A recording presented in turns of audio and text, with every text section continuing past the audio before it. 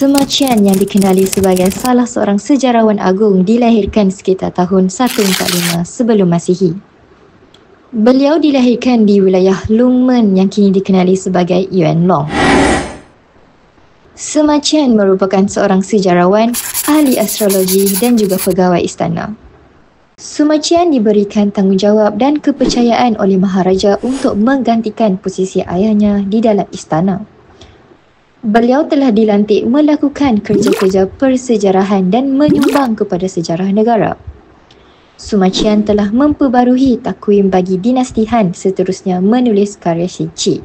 Walaupun karya ini dimulakan oleh Sima Tan, namun penulisan ini wajar jika dianggap karya milik Sima Qian kerana beliau telah menulis dan menyambung karya ini melebihi apa yang ditinggalkan oleh mendiang ayahnya. Karya Shi Qi ini dibahagikan kepada 5 bahagian. Antara topik yang terkandung di dalam Shi Qi ini ialah 12 bab mengenai hikayat Maharaja-Maharaja untuk menjelaskan perihal politik dan ketenteraan setiap orang Maharaja berdasarkan zaman pemerintahannya. 10 bab jadual tertib tarikh untuk menyenaraikan kronologi peristiwa-peristiwa bersejarah. 8 bab tritis untuk mengesan perubahan ekonomi.